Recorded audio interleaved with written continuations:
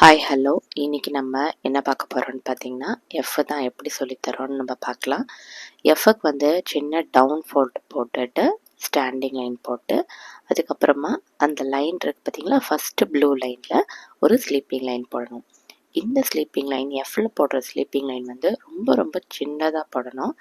ஏன்னா இவங்க பெருசாக போட்டுட்டாங்கன்னா அந்த டவுன் ஃபோல்டு போடுறோம் பார்த்தீங்களா, எஃப்க்கு போடுற டவுன் ஃபோல்டும் இதுவுமே கொஞ்சம் மிக்ஸ் ஆகிடும், கன்ஃபியூஸ் ஆகிடும்.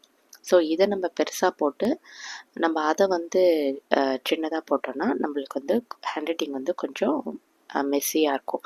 அதனால் நம்ம எஃப் போடும் போதும் டீ போடும் போதும் இந்த ஸ்லீப்பிங் லைன் வந்து ரொம்ப சின்னதாக போடு அப்படின்னு சொல்லணும்.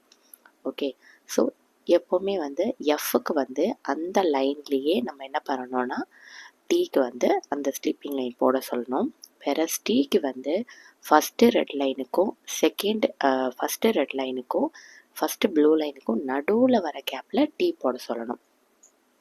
பிகாஸ் வந்து டீ வந்து சில டைம் வந்து எல் மாதிரி தெரியும் அந்த லைன் போடலன்னா, அதனால் அந்த லைன் தெரியறதுக்காக நம்ம வந்து ஃபஸ்ட்டு ரெட் லைனுக்கும் ஃபஸ்ட்டு ப்ளூ லைனுக்கும் நடுவில் டீயோட ஸ்லீப்பிங் லைன் போட சொல்லணும். வேறஸ் எஃப்க்கு வந்து அந்த லைன் மேலேயே போடலாம். பிகாஸ் எஃப்பை வந்து அந்த லைன் போடலன்னா கூட அது வேறு லெட்டர் மாதிரி தெரியாது. அதனால் ஸோ டவுன் ஃபோல்டு போட சொல்லுங்கள். டவுன் ஃபோல்டு போட சொல்லிட்டு ஸ்டாண்டிங் லைன் போட்டுட்டு எஃப்போட சின்னதாக போடுங்க.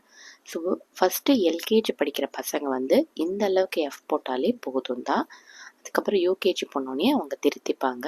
ஸோ ஃபஸ்ட்டு லெட்டர்ஸை வந்து அந்த வடிவம் ஒரு 70 to 80% அந்த வடிவம் வந்தால் போதும், அந்த ஷேப் வந்தால் போதும், ரொம்ப கரெக்ட் பண்ண வேண்டாம். ஓகே, ஆனால் லைனை விட்டு மட்டும் போகக்கூடாது. லைன் ரொம்ப ரொம்ப முக்கியம். லைனை பார்த்து போட சொல்லுங்கள். So first red line, first blue line, second blue line, இந்த மாதிரி வந்து லைனை சொல்லி சொல்லி கொடுங்க. கொஞ்சம் லைனை விட்டு போச்சுன்னா பரவாயில்ல, ரொம்ப லைனை விட்டு போச்சுன்னா அழிச்சிடுங்க. கொஞ்சம் அந்த லைனை விட்டு போக போக அவங்களே சொல்லணும். சில டைம் தப்பு பண்ணிட்டாங்கன்னா, இல்லை இது லைனை விட்டு போச்சுன்னு அவங்களே அழிக்கிற அளவுக்கு அவங்கள அந்த லைன் இம்பார்ட்டன்ட்.